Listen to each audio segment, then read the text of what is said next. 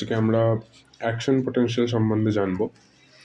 এই action potential জানতে গিয়ে আমরা যে 6টা পয়েন্ট ফলো আপ করবো পরস্পর, সেই 6টা পয়েন্ট হলো রেস্টিং মেমব্রেন পোটেনশিয়াল বা RMP, stimulation, latent period, depolarization, repolarization এবং হাইপারপোলারাইজেশন। তো প্রথমে রেস্টিং মেমব্রেন পোটেনশিয়াল কী সে সম্বন্ধে জানা যাক। রেস্টিং মেমব্রেন পোটেনশিয়াল হচ্ছে একটা কোনো কোষের মধ্যে, এটা কোনো নিউরনের মধ্যে, এটা কোনো নিউরনের কোষের যে পর্দা আছে অর্থাৎ যে সেল মেমব্রেন আছে, সেই সেল মেমব্রেনের বাইরে এবং ভেতরের মধ্যে পোটেনশিয়াল ডিফারেন্স, সেটা হচ্ছে রেস্টিং মেমব্রেন পোটেনশিয়াল। এখানে আমরা দেখতে পারি resting membrane potential is the potential difference existing across the cell membrane at rest. It keeps the cell in an excitable state. এই পোটেনশিয়াল ডিফারেন্স কি? পোটেনশিয়াল ডিফারেন্স হচ্ছে electric charges of opposite sign separated by the membrane generate electric potential. The difference in the number of charges across the membrane constitutes the potential difference. মানে এটা যদি একটা নিউরনের যদি একটা সেল হয় এবং এই সেলের এই যে বাইরের এরিয়াটা, এটা হচ্ছে যদি বাউন্ডারি হয়, সেল মেমব্রেন হয়, তাহলে এর বাইরে কিছু চার্জ রয়েছে এবং ভেতরেও কিছু চার্জ রয়েছে। তো বাইরের চার্জ যদি C1 হয় এবং ভেতরের চার্জ যদি C2 হয়, তাহলে C1 মাইনাস C2 অর্থাৎ এই দুটো C এর মধ্যে ডিফারেন্সটাই হবে হচ্ছে পোটেনশিয়াল ডিফারেন্স। পোটেনশিয়াল ডিফারেন্স বার করতে গেলে অর্থাৎ জানতে গেলে আমাদের যে এক্সপেরিমেন্ট করতে হয়, সেই এক্সপেরিমেন্টে আমরা একটা CRO ক্যাথোড রে অসিলোস্কোপ, এই ক্যাথোড রে অসিলোস্কোপ যেটা আছে সেটাকে আমরা ইউজ করি আমরা এই পোটেনশিয়াল ডিফারেন্স বের করবার জন্য। এবং আমরা দুটো কন্ডিশন দেখেছি। প্রথম কন্ডিশনে আমাদের ক্যাথোড রে অসিলোস্কোপের দুটো ইলেকট্রোডকে আমরা পুরোপুরি সেল সারফেসে দুটো আলাদা পজিশনে রেখেছিলাম। সেক্ষেত্রে আমরা কিন্তু কোনো পোটেনশিয়াল ডিফারেন্স আমরা কিন্তু দেখতে পাইনি, কিন্তু যখন ক্যাথোড রে অসিলোস্কোপের একটা ইলেকট্রোড আমরা সেল সারফেসের বাইরে রাখলাম এবং একটা ইলেকট্রোড সেল সারফেসের মধ্যে রাখলাম, তখন কিন্তু আমরা একটা সিগনিফিক্যান্ট পোটেনশিয়াল ডিফারেন্স দেখতে পেয়েছি, যেটা -70 মিলিভোল্ট। অর্থাৎ যে সেল মেমব্রেনের যে ইনার সাইডটা রয়েছে সেটা -70 মিলিভোল্ট নেগেটিভ। তা এই সেই নেগেটিভ এবং পজিটিভ হওয়ার কারণ ওই যে সেল মেমব্রেন রয়েছে, সেই সেল মেমব্রেন বাইরে এবং ভেতরে ঠিক কতটা পরিমাণ চার্জ রয়েছে তার জন্য। তা এই চার্জ হিসেবে যে আয়ন্সগুলো থাকে এই অ্যাক্রস দ্য সেল মেমব্রেন, সেগুলো মেনলি হচ্ছে সোডিয়াম অ্যান্ড পটাশিয়াম হচ্ছে মেনলি এই দুটো আয়নই থাকে এই চার্জের ডিফারেন্স ক্রিয়েট করবার জন্য, এই পোটেনশিয়াল ডিফারেন্স বজায় রাখবার জন্য। এবার আমরা ওই সমস্ত আয়ন্স এবং আয়ন চ্যানেল সম্বন্ধে জানবো যেগুলো এই পোটেনশিয়াল ডিফারেন্স বজায় রাখতে খুব হেল্পফুল বা খুবই অ্যাক্টিভ বলা যেতে পারে।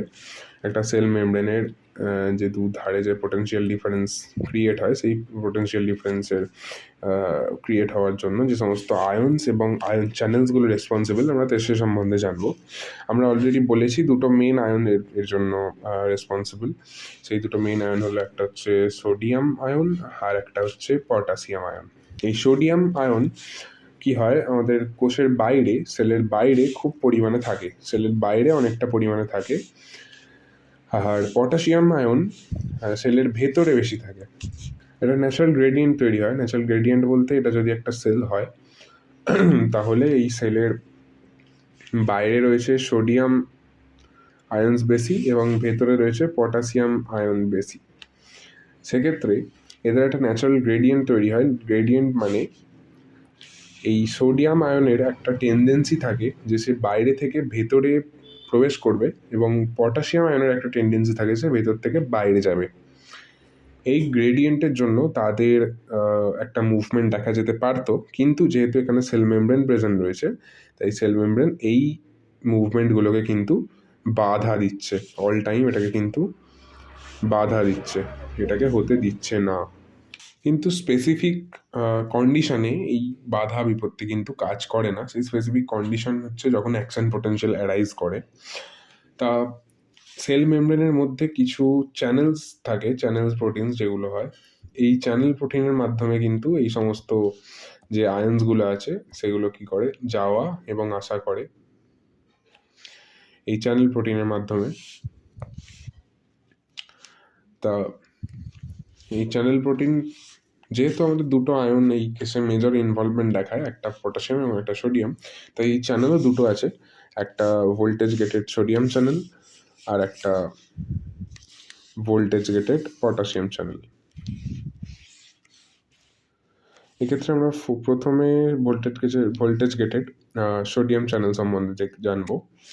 এই চ্যানেল এর মোটামুটি 3টে কন্ডিশনে আমাদের সেলের মধ্যে প্রেজেন্ট থাকে। এই চ্যানেলটা যেটা এইভাবে একটা সেল মেমব্রেনের সাথে অ্যাসোসিয়েটেড অবস্থায় থাকে, এবং যদি এই চ্যানেলটাকে আমরা মাঝখান থেকে আমরা যদি এলএস করি, যদি লঙ্গিটিউডিনাল আমরা সেকশন করি, তাহলে আমরা দেখতে পাবো চ্যানেলটা অনেকটা এরকম দেখতে।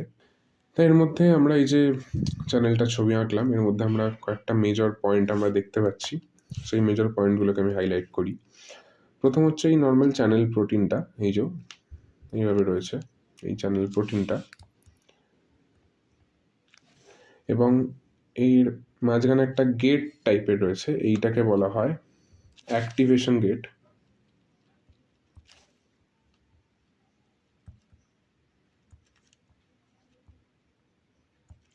এবং আর একটা নিচে হ্যাঙ্গিং ডোমেন আছে, এই হ্যাঙ্গিং ডোমেনটাকে বলা হয় inactivation gate.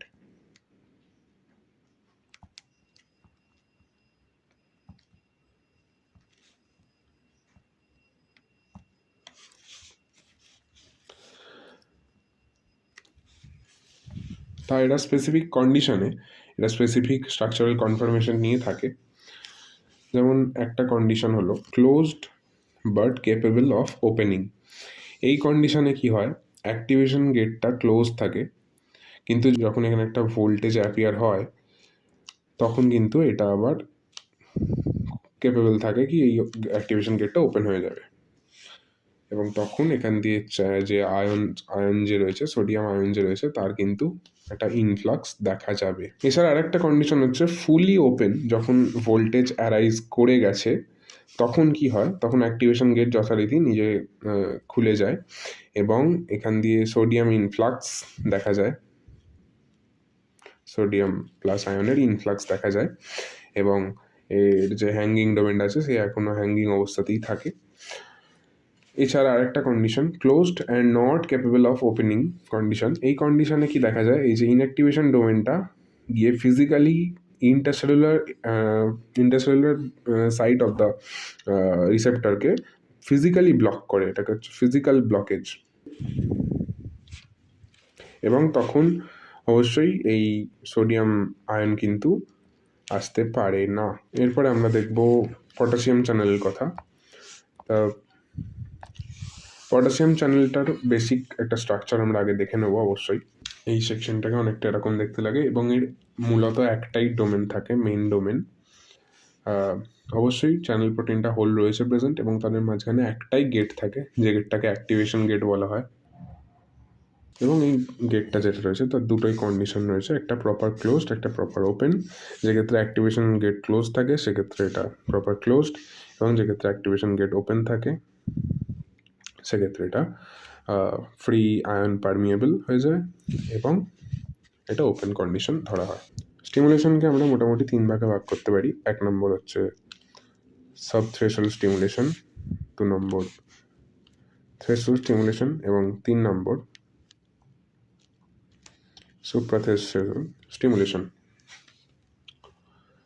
Sub threshold stimulation হচ্ছে একটা উইক সিগন্যাল, যেটা সেলের যে মেমব্রেন পোটেনশিয়াল রয়েছে তাতে কিছুটা তো চেঞ্জ করে, কিন্তু এটা কোনো স্পাইক, অ্যাকশন পোটেনশিয়াল স্পাইক দেখাতে পারে না, মাইক্রো চেঞ্জেস করে।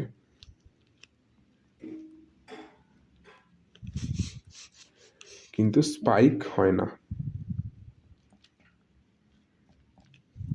স্পাইক দেখা যায় না। এছাড়া রয়েছে থ্রেশোল্ড স্টিমুলেশন। থ্রেশোল্ড স্টিমুলেশন হচ্ছে একদম এক্স্যাক্ট অ্যামাউন্ট অফ স্টিমুলেশন, যেটা একটা কিন্তু অ্যাকশন পোটেনশিয়ালকে স্পাইক দিতে পারে, ঠিক এক্স্যাক্ট অ্যামাউন্টের স্টিমুলেশনটা। যেটা একটা অ্যাকশন পোটেনশিয়াল স্পাইক আনতে পারে। এছাড়া রয়েছে সুপ্রা থ্রেশোল্ড স্টিমুলেশন, যেটা একটা স্ট্রং সিগন্যাল, যেটা একটা মিনিমাম যতটা স্টিমুলেশন দিলে অ্যাকশন পোটেনশিয়াল আসতে পারে তার থেকে অনেকটা বেশি, এবং এটা একটা অ্যাকশন পোটেনশিয়ালকে ইজিলি ট্রিগার করতে পারে।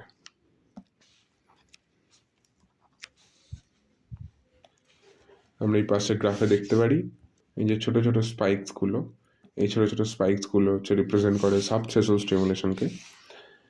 এই যে এগুলোর একটা মিনিমাম মাইক্রো চেঞ্জ তো পোটেনশিয়াল ডিফারেন্সে করছে, কিন্তু এটা কোনো অ্যাকশন পোটেনশিয়াল স্পাইক কিন্তু এখানে দেখা যাচ্ছে না।